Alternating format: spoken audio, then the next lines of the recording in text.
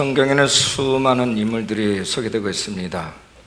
근데 모든 사람들의 면면을 하나님께서는 그들을 평가하실 때 기준을 두셨습니다. 하나는 믿음의 사람, 또 하나는 불신의 사람, 그것이 기준입니다. 그래서 아브라함이라든지 이삭이라든지 다윗이라든지 모세라든지 여호수아라든지 바울이라든지 베드로라든지 요한 같은 믿음의 영웅들이 성경에 많이 나와 있습니다.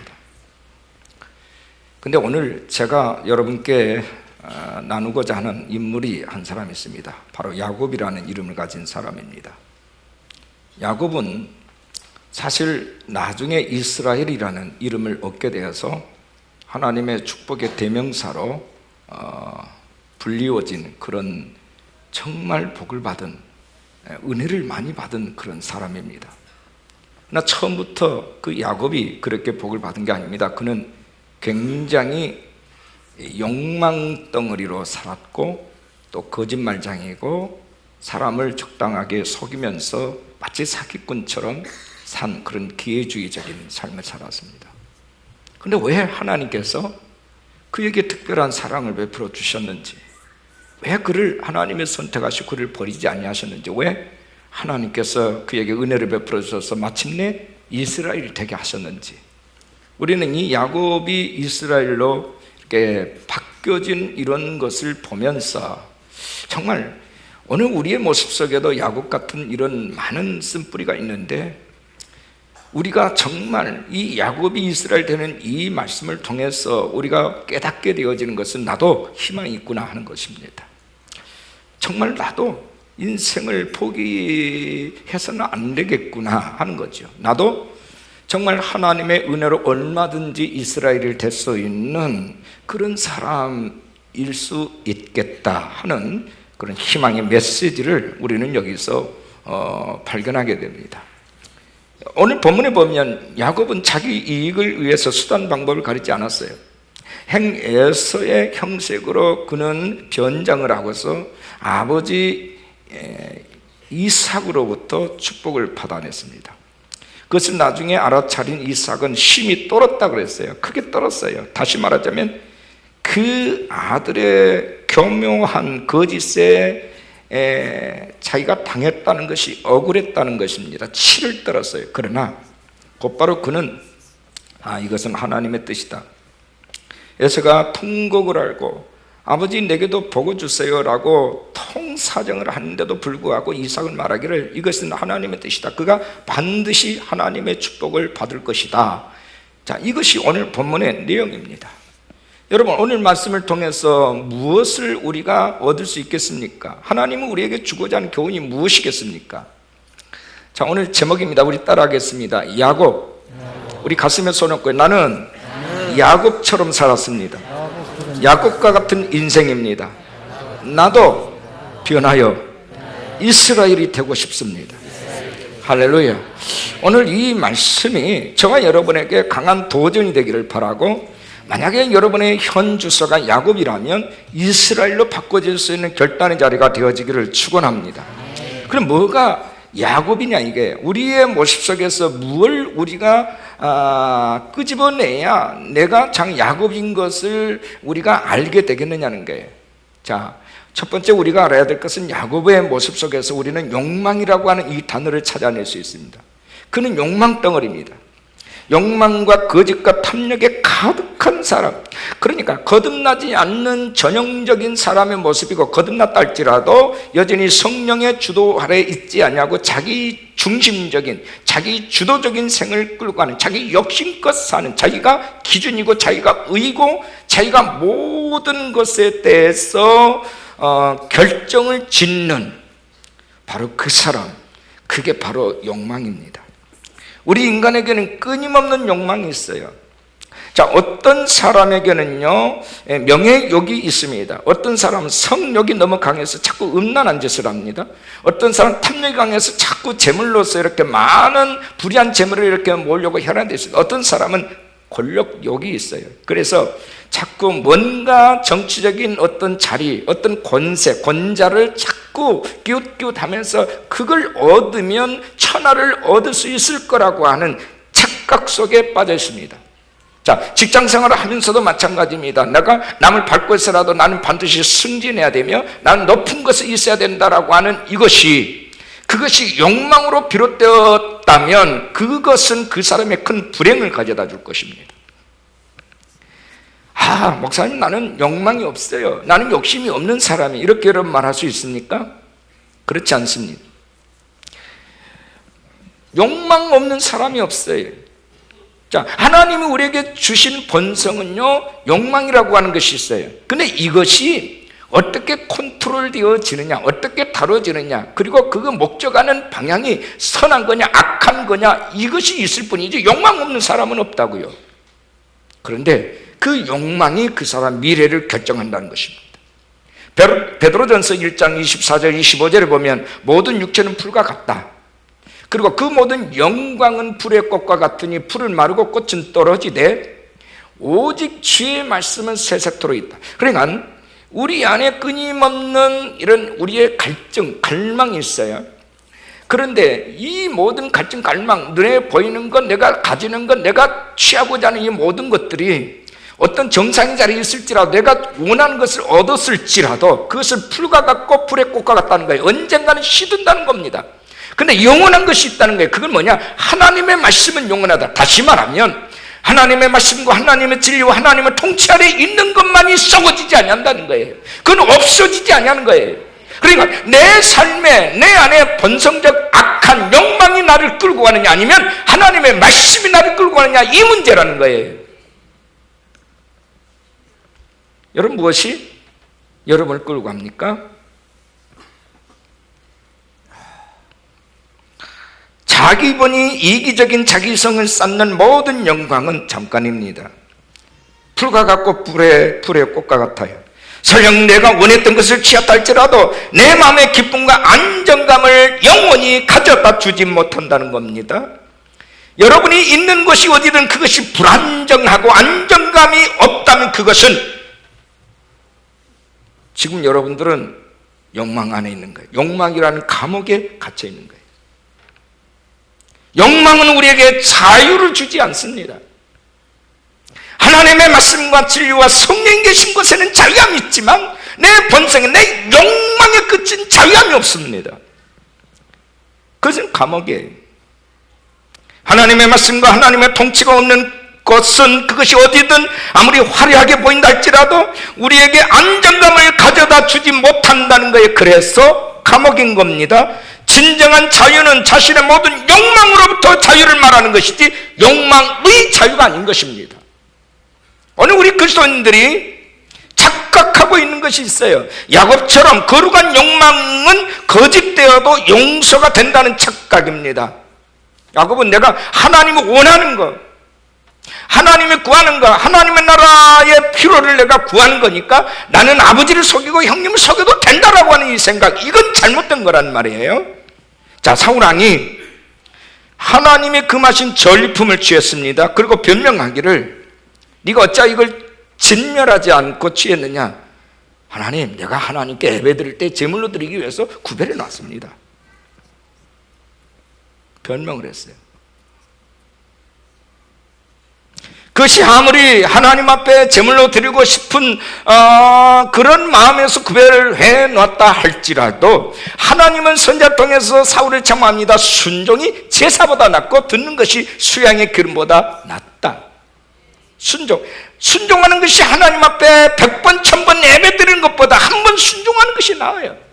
그건 네가 어떤 예물을 드린다 할지라도 그 예물이 크든지 작든지 그건 하나님 개치 않아요. 하나님의 말씀을 청취하고 하나님의 말씀을 듣는 것이 수양의 기름보다 낫다. 네가 드리는 예물보다 낫다는 거예요. 이게 무슨 얘기입니까? 예물보다 더 중요한 것은 성령의 인도하심, 하나님의 말씀 앞에 순종해야. 그래서 말씀은 영원한 거예요. 믿으시면 아멘 하십시다. 우리의 안에 있는 욕망은 더 많은 것, 더 근사한 것, 더 멋진 것, 더 찬란한 것, 더 현란한 것, 이런 것을 자꾸 추구합니다. 그런데 이게 완벽한 사탄의 시나리오라는 사실을 기억하셔야 돼요. 우리 안에 끊임없이 일어나는 미혹과 음모와 쾌락을 이 사탄이 주고 있는 거예요. 내 생각 속에 자그라고 했어요. 야, 너 이거 좋아하지 않느냐? 네가 10 중에 10가지를 취한 것도 아니고 10가지 중에 한 가지를 취한 건데 네가 꼭 무엇할 게 뭐냐? 이렇게 접근을 합니다. 그렇지, 내가 10 중에 9가지를 내가 잘하고 있는데 한 가지쯤 내가 원하는 거 내가 얻으면 뭐가 잘못됐을까? 아니라는 거예요. 그 한 가지 때문에 그는 10가지를 다 잃게 돼요. 이게 욕망이라는 무서운 함정입니다. 여러분, 자극이라고 하는 것은 밖에서만 오는 게 아니에요. 우리 안에는 강력한 추진력을 내뿜는 욕구들, 소유욕이라든지 명예욕이라든지 권력욕이라든지 성욕이라든지 이런 내면의 욕구들이 우리로 하여금 더 멀리, 더 높이, 더 빨리 다른 박질을 하게 하는 추진력을 가지고 있어요. 그러므로 우리가 이 욕망을 잠재우지 않으면 결국은 우리는 망하게 돼요.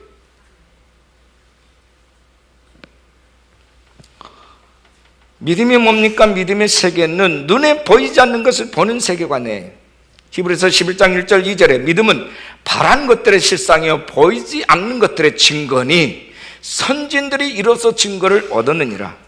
보이지 않는 것들을 보는 것처럼 증거하는 거예요. 눈에 보이는 현란한 것, 찬란한 것, 이것에 우리가 빠져들면 보이지 않는 세계를 볼 수가 없어요.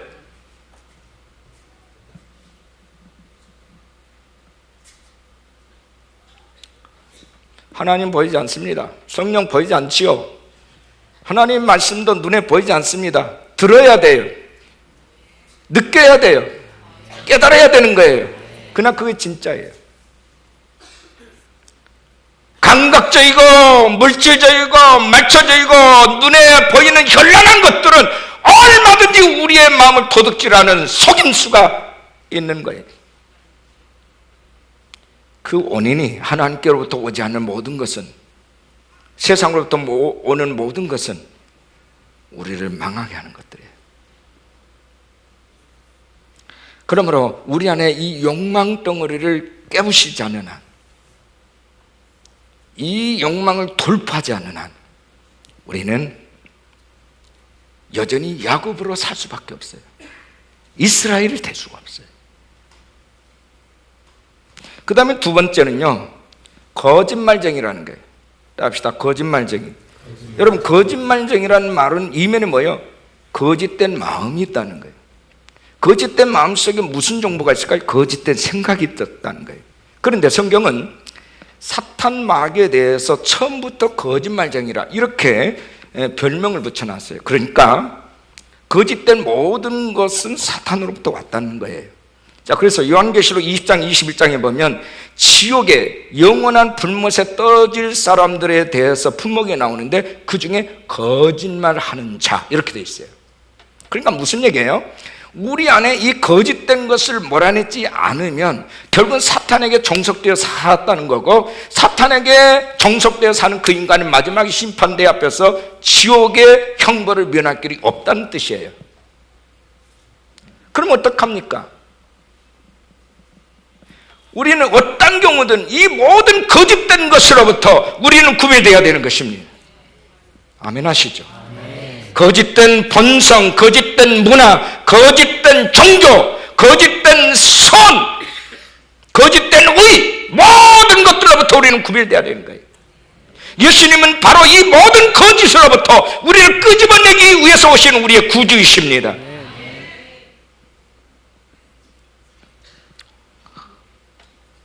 야곱은 수단과 방법을 가리지 않고 그 거짓으로 속였어요. 이제 죽게 생겼으니까 삼촌 라반의 집으로 피신하죠.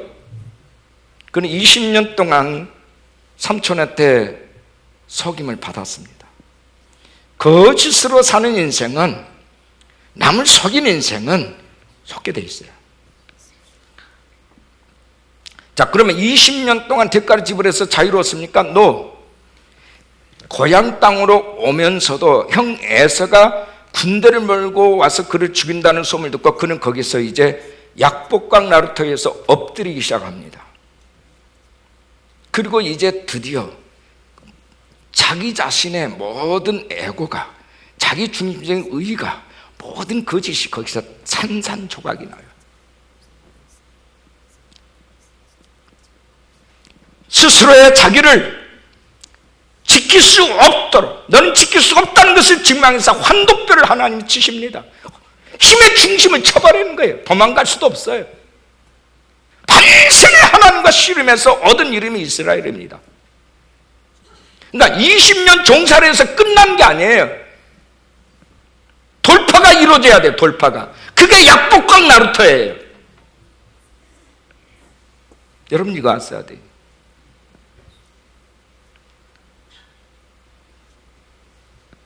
우리 안에 있는 거짓이라고 하는 이 잘못된 실체를 우리가 산에 들어가 가지고 입선 수도하고 금욕주의로 살고 수도를 한다 해서 없어지는 게 아닙니다. 남의 종살이하고 대가를 치렀다고 해서 없어지는 게 아니에요. 모든 거짓으로부터 우리를 자유케 하실 분은 하나님 한 분뿐이십니다. 근데 야곱이 그걸 했다는 얘기예요. 불에 일어났어요. 돌파가 일어났어요.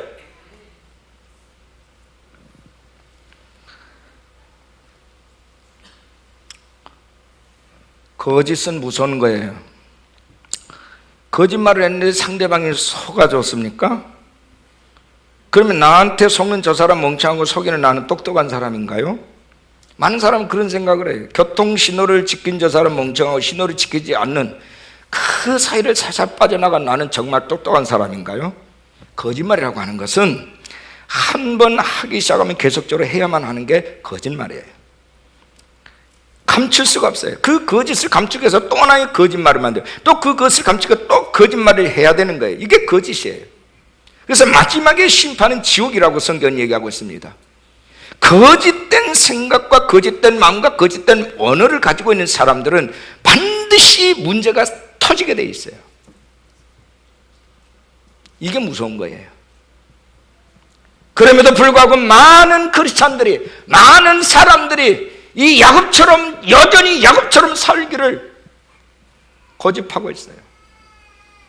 그냥 내가 교회 나와서 종교적 행위를 하고, 내가 경건한 척하고, 내가 얌전히 묵상하고, 내가 하나님 앞에 예배하면 그 예배가 나를 깨끗하게 해준 것으로 착각하고 있는 거예요. 착각입니다.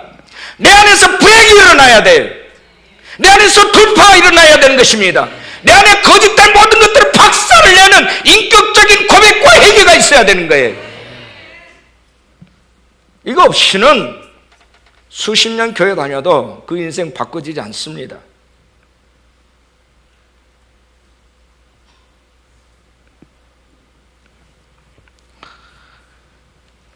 세 번째, 하나님의 언약. 따라합시다. 하나님의 언약. 여러분 오늘 보면 33절을 주목하세요. 이삭이 심히 크게 떨며 이르되 그러면 사냥한 고기를 내게 가져온 자가 누구냐? 네가 오기 전에 내가 다 먹었고 그를 위하여 축복하였은지 그가 반드시 복을 받을 것이다. 이삭이 내가 속았구나 한 것을 고백한 말이에요. 나는 애선 주라고 이미 복을 빌어줬고 그에게 축복을 다 쏟아붓는데 넌 누구냐? 아빠, 내가 진짜 애서입니다. 이 얘기를 듣고 이삭이 심히 떨었어요. 이게 어찌된 일이냐 이게. 근데 거기서 이삭이 한 말이 내가 그를 위해서 축복하였은즉 그가 반드시 복을 받다. 따라합시다. 그를 위해서 축복하였은즉 그가 반드시 복을 받을 것이니라. 무슨 얘기입니까? 나는 본래 너를 축복하고 싶었어. 근데 야곱이 축복을 도둑질했어. 그러나 이것이 하나님의 뜻이다. 그 말이에요. 여러분 이거 아셔야 돼요. 무슨 얘기입니까? 야곱의 사기성을 이용하여서 이삭의 뜻을 이루지 못하게 하나님 하셨다는 것입니다. 창세기 25장 23절에 보면 이렇게 말씀합니다. 여호와께서 그에게 이르시되 이 두 국민이 네 태중에 있구나. 두 민족이 내 복중에서부터 나누이리라. 이 족속이 저 족속보다 강하겠고 큰 자가 어린 자를 섬기리라 하셨다. 이미 쌍둥이를 가졌을 때 하나님의 언약은 작은 자가 큰 자를 이긴다는 거예요. 큰 자가 작은 자를 섬긴다는 거예요. 이게 하나님의 언약입니다. 답시다. 언약. 이게 하나님의 뜻이에요. 그런데 이삭은 이 하나님의 언약을 무시했어요. 장자 에서를 축복하기를 원했어요. 그러니까 하나님께서 야곱의 사기성을 역용해가지고 개입하셨어요. 왜? 하나님의 언약은 어떤 형태로든지 이루어져야 되니까. 잘 들으세요. 저와 여러분이 어떤 선한 노력으로 복을 받은 줄로 생각하면 착각입니다. 그건 내려놓으세요. 우리는 하나님의 은혜로 복을 받습니다. 하나님께서 저에게 목회를 처음 시작할 때 저에게 주신 단어가 이 언약이라는 단어예요. 너는 언약을 붙들고 목회를 하라. 내 언약의 말씀이 떨어지기는 아무것도 하지 마라. 그냥 언약의 말씀이 떨어지면 이건 하나님의 뜻인 줄 알고 목숨을 맞춰서 순종하라. 이거였어요. 그래서 오매불망 하나님 앞에 엎드려 기도할 때마다 주여 하나님의 언약이 무엇입니까? 하나님이 결제하신 일이 무엇입니까? 하나님의 뜻이 뭡니까? 오매불망 거기에 모든 기도에 초점을 맞춘 거예요. 하나님의 오다가 떨어지면 그 다음에는 뒤돌아보자. 거기다가 올인하는 거예요. 불가능해도 그냥 올인하는 거예요. 답이 보이지 않아도 아멘하고 가는 거예요. 그러니까 내가 가지고 있는 것, 내가 할 수 있는 것은 한계가 있기 때문에 그래서 매일 하나님 앞에 엎드릴 수밖에 없었던 겁니다. 하나님, 이것은 아버지만이 하실 수 있는 일입니다. 내가 무엇을 할 수 있습니까? 나는 죄인이고 나는 연약한 자입니다. 하나님의 뜻을 하나님이 정하신 때에 완벽하게 하나님이 이루시옵소서. 나는 무익한 종일 뿐입니다. 그런데요, 놀랍게도 하나님의 언약한 말씀은 단 한마디도 땅에 떨어지지 않았다는 사실이에요. 하나님이 다 이루셨어요. 앞으로도 이루실 거예요. 하나님의 언약, 하나님의 뜻은 어느 누구도 바꿀 수 없습니다. 하나님 완전하시기에 불완전한 인간의 성품과 기질을 이용하셔서라도 그 언약을 이루시는 분이십니다. 기억하십시오. 야곱이 도둑질해가지고 사기쳐서 이룬 게 아니에요. 하나님의 뜻이었기 때문에 성취됐다는 얘기예요. 한 부자가 천국에 들어가려고 하는데 천국 문 앞에서 한 천사가 그에게 암호를 대라고 얘기를 합니다. 그러니까 그는 이렇게 말합니다. 나는 헌금을 많이 했습니다. 나는 도덕적으로 깨끗한 삶을 살았습니다. 어디에서나 나는 사람들에게 존경을 받았습니다. 천사가 말합니다. 당신은 천국에 들어갈 수 없습니다. 그건 천국에 들어갈 조건이 되지 못합니다. 그 사람이 물러가고 예모가 아주 훌륭한 다른 남자가 천국 문을 두드립니다. 천사가 암호를 묻습니다. 암호를 대세요. 나는 성직자로서 주님을 잘 섬겼습니다. 나는 주님의 이름으로 의로운 일을 많이 했습니다. 유명한 기관들이 나에게 최고의 영예를 줬습니다. 당신도 천국에 들어갈 수 없습니다. 그건 천국에 들어갈 조건이 되지 못합니다. 암호를 대세요. 그 사람이 물러서자 허리가 구정한 한 할머니가 천국문에 이르렀습니다. 할머니의 두 눈은 반짝이고 얼굴은 빛납니다. 할머니는 손을 높이 들고 노래를 부르기 시작합니다. 예수의 피, 나의 대답은 오직 예수의 피뿐이라네. 할렐루야, 그 피가 나의 죄를 씻겨주셨네. 그러자 천국의 진주문이 열리고 그 귀한 영혼이 천국으로 들어가는데 하늘에 있는 천군 천사들이 할머니가 부른 노래를 함께 부르는 거예요. 여러분, 이 얘기가 주는 내용이 뭐예요? 시사하는 교훈이 뭡니까? 우리를 천국에 들어가게 하는 것은 예수 그리스도의 피뿐입니다. 언약의 피입니다. 이것이 하나님 앞에 나갈 수 있는 암호인 거예요. 언약의 피예요. 언약의 피. 예수의 피로 말미암아 내 죄가 사함을 받았다. 예수의 피공로로 나는 은혜를 입었다. 내가 어떤 선한 행위를 행해서 천국 가는 게 아니다. 요즘 문제가 되는 WCC, WEA 문제가 뭡니까? 예수밖에도 구원이 있다는 거예요. 선한 행위로 구원을 얻었다는 천주교가 엄연하게 진리의 자리에 딱 버티고 있는 거예요. 예수의 피밖에 없습니다. 아멘. 예수교 장로회가, 예수교 감리교회가, 청결교회가, 어떤 교회가 구원하는 게 아니에요. 예수의 피가 우리를 구원하신 것입니다. 예수의 피밖에 없습니다. 예수의 발 아래 무릎을 꿇으시기 바랍니다. 예수님께 집중하시기 바랍니다. 어떤 형태로 예배 드리냐, 그게 중요한 게 아니에요. 뭐가 맞고 틀리다, 그게 중요한 게 아니에요. 그건 다 인간들이 만드는 교리요 신학이에요. 중요한 것은 예수예요. 예수. 예수란 말이에요.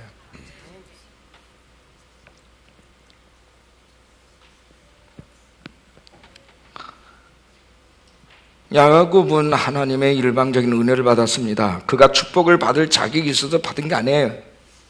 하나님은 그가 태중했을 때부터 이놈은 사기성이 있다라고 하는 것을 아셨어요.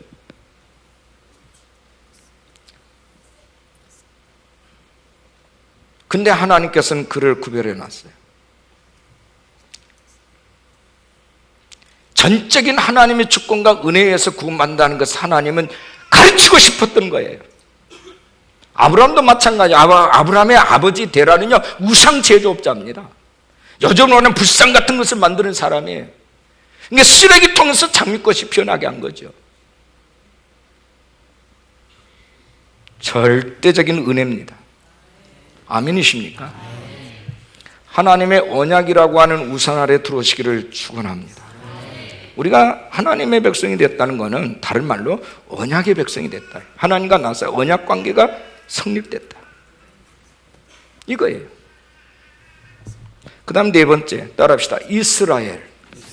여러분, 이스라엘이라는 이름은 인간 야곱이 깨어질 때에 하나님께서 그 환도뼈를 치시고 나서 하나님과 결어서 이겼다는 뜻으로 이스라엘이라는 새 이름을 줬어요. 그러면 이스라엘이라는 새 이름이 주는 의미가 뭡니까? 이거는 너는 너 자신의 욕심똥을 살지 말고 거짓투성이로 살지 말고 이제는 내가 너를 이제 새 이름을 줬으니까 이제는 내가 너에게 베푸는 이 은혜와 값없이 주신 이 사랑을 흘려보내라. 이게 흘려보내라. 그러니까 이스라엘이라는 이름은 흘려보낸 사람을 말하는 거예요. 하나님의 은혜를 거기에 정착시키지 않고 거기에 고이지 않게 하고 흘려보내는 거예요. 아무리 좋은 것도 고이면 썩어요. 물도 고이면 썩습니다. 권력도 물질도 명예 모든 게 마찬가지예요. 지식도 고이면 썩어요. 지식이 많으면 번뇌가 많다는 얘기가 뭡니까? 번뇌 뭐예요? 썩은 것에 대한 결과물이에요.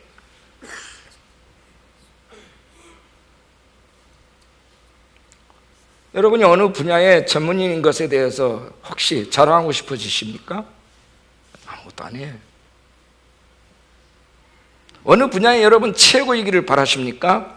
그것도 아니에요. 풀은 마르고 꽃은 시듭니다. 그러나 여호와의 말씀은 영원합니다. 하나님의 진리만 영원합니다. 하나님의 뜻이 영원합니다. 하나님의 말씀과 통치만이 영원합니다.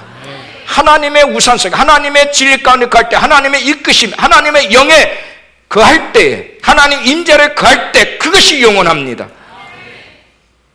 과거에 예수 믿었다는, 영접했다는 그 한 번의 이유로 천당 가는 게 아니에요. 예수와 함께 사는 자입니다. 그 말씀 안에 거하는 자입니다. 그분께 엎드려 순종하는 자입니다. 그분과 동행하는 자예요. 그분의 가족으로 들어와서 그분의 통치 아래 있는 사람이에요. 매일매일 주와 함께 길을 같이 하는 자, 함께 걷는 자. 그분의 숨소리가 나의 숨소리가 되고 그분의 생각이 내 생각이 되고 그분의 뜻이 내 뜻이 되고 그분이 꿈꾸던 것이 나의 꿈이 되는 사람. 모든 피조물은 나를 지으신 여호와 하나님을 위해서 존재하는 거예요. 근데 우리가 예수 믿는 우리가 더더욱 과거에 내가 예수님 믿었다는 이유 하나 때문에 하나님에 대해서 내가 정확한 지식을 가지고 있고 하나님에 대해서 정확한 이해를 가지고 있다는 이유 하나 때문에 내 안에 정의가 무엇이며 불의가 무엇인지 알고 있는 그 기준이 있다는 그 이유 때문에 모든 것이 다 면제돼야 될 이유는 없는 겁니다. 죄는 마치 생물과 같아서 끊임없이 우리 안에 우리를 죽이는 독인 것이에요.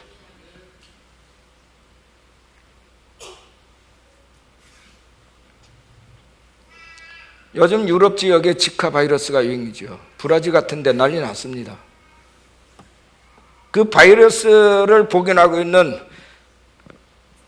모기에게 물리지 않는 것이 최상의 방법이라. 우리 인간이 이래요. 즉 우리나라도 비상 걸렸습니다. 이게 이제 들어오게 되면 에볼라라든지 뭐 메르스 이거는 아무것도 아니에요. 전신이 마비되는 이런 일들이 일어납니다. 인간이 할 수 있는 게 뭐가 있는데요? 의학이 없습니까? 의학자가 없습니까? 기술이 없습니까? 지식이 없습니까? 안 되는 거예요. 그래서 모든 재앙은 인간이 막을 수 없어서 재앙인 거예요. 우리가 예수 그리스도를 자신의 구주로 믿는다면 이미 하나님의 백성이 된 것이에요. 그러나 이제 시작인 겁니다. 하나님의 택한 자녀답게 이제는 우리가 이 여정을 주님과 함께 가야 될 줄로 믿습니다.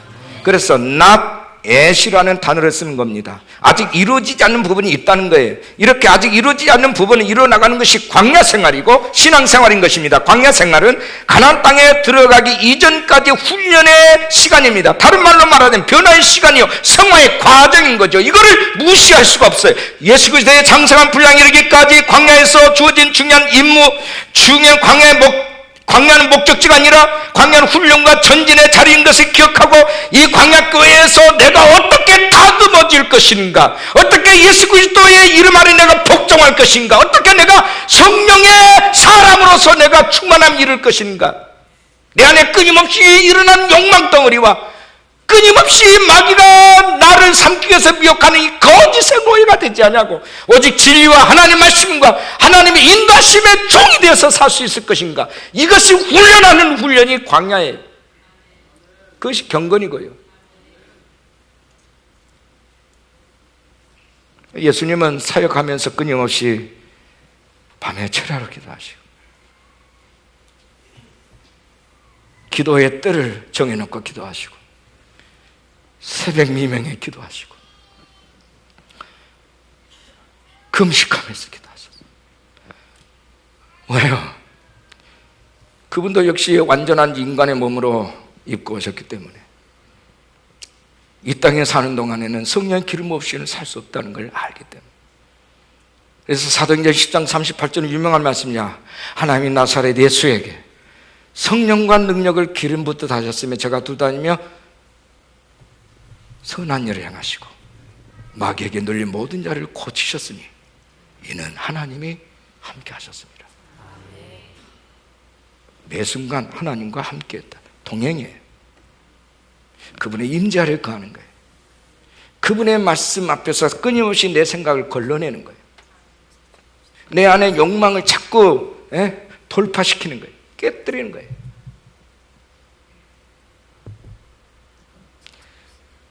종교 생활을 하지 마십시오. 성령의 사람 되시기를 바랍니다. 미국의 하버드 대학의 교수, 유명한 교수 중에 헨리 나웬이라는 박사가 있는데 이분이 모든 사람들로부터 부러움과 존경을 받았어요. 책을 30권이나 썼어요. 그러니까 젊은 나이에 일찍 꿈을 이룬 사람이죠. 이렇게 해서 내 인생에 대해서 이제 만족을 느끼며 살아가는 어느 날 그가 성령을 받게 됩니다. 그리고 이제 모든 삶을 이제 다시 자기가 성령 안에서 재조명하기 시작해요. 그래서 이렇게 고백합니다. 지금까지 내 삶은 오직 내 자신만을 위해서 지독한 이기주의적인 가식적인 삶을 살았다고 고백을 하면서 어느 날 학교에 사표를 던집니다. 그리고 정박을 시설에 들어가서 남은 생일 봉사의 삶을 살게 돼요. 사람들이 그에게 묻습니다. 왜 그 좋은 교수의 자리를 버리고 힘든 길을 택하셨습니까? 라고 질문할 때 그는 이렇게 대답합니다. 오르막길에서는 칭찬과 성공에 가려서 예수님이 보이질 않았습니다. 나는 이제 낮은 곳에서 예수님을 더 가까이 만나고자 합니다. 나는 이제 인생의 말년에 정박아 시설에 들어가서 아이들의 영변을 도와주고 식사와 목욕시키는 일로 평생을 보내고 싶습니다. 그리고 그 이후에 쓴 책들이 베스트셀러가 된 거예요. 모든 묵상, 모든 경건, 모든 거룩의 바이블을 써낸 거예요.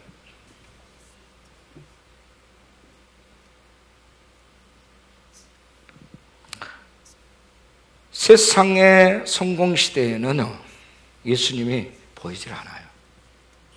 그래서 예수님은요, 당신의 소중한 그 가치를 입증하기 위해서 성공이란 그 모든 것을 깨뜨리십니다. 박살을 내요.